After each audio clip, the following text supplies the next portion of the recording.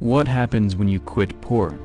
Many people are too scared to leave behind porn, because quitting any supposed pleasure in our culture feels like an amputation, or some kind of offense against our autonomy. "You can't tell me what to do" is the leading logic. But the people who do take up my challenge to quit porn always thank me later. Why? It's because porn has such an insidious, destructive grip on the brain and body that you can always feel the healing when you quit. Here are 4 things that happen when you begin to quit porn. Withdrawal. The first week off porn is usually the most difficult because your body has grown so used to it, you'll be overwhelmed by your appetite. The influx of images and craving can be almost too much to handle. If you've read even a little research on pleasure and addiction, then you've probably come across the word dopamine. It's the little chemical our brain releases when we feel pleasure, and it largely controls our motivations and reward pathways. With porn, this whole process gets thrown off because you're drowning in dopamine. When you quit porn, your body screams for the same unnatural high. Most of us who try to quit porn are wholly unprepared for such intense symptoms, and it's often why we relapse so easily, because it feels like quitting isn't working and just one fix will bring us back to normal. But that's looking at the wrong normal. Withdrawal is actually the fight for a true normal. Renewed productivity. When you quit porn, you suddenly have a few dozen hours free every month. The self-indulgent hours are now open for something better. The other thing is, quitting porn also increases your quality of work. You're well rested instead of blurry-eyed when you get to work in the morning. Plus, when your dopamine levels return to normal, you get more excited about what you're doing. Loss of objectification. Objectification is about what you do instead of appreciating who you are.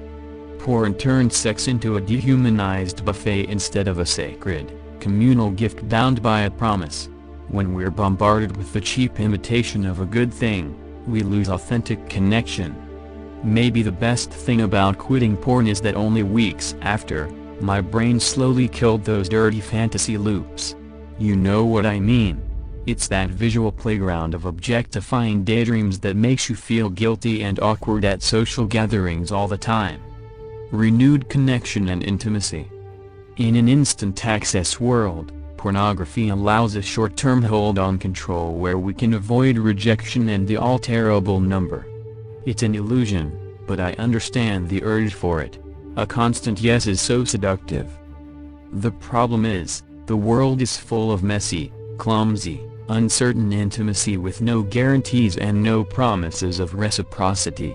And while porn seems to offer constancy, it's a robotic yes man that only flatters and never challenges, and in the end says a deafening no to the very thing we're looking for: real, authentic connection where the person you love returns the very same love. To settle for less than true intimacy only isolates you into fear. I understand the fear, but we cannot say no to rejection while saying yes to acceptance at the same time. Human interaction requires the good and the bad, the heaven and the heartache, the bliss and blisters. The deepest laughter can be born in side-by-side grief, just as grief is overcome by the fiercest of loyalty and joy. When you quit porn, it means you risk the unpredictable maze of the human experience. I'm not overstating the case here. There are plenty of developmentally stunted young adults who cannot bear to endure rejection or even a friend who's having a bad day, because they're so used to clicking the kind of friend they want to have. While it sounds safe to stay in a cave with a computer all the time, porn only makes you less human, and not more. The goal of faith, of discipline, of intimacy, of connection, is to make you more human. Quit porn. Leave behind the false, hollow derivatives, and you'll find all the richness of life that you were meant to discover.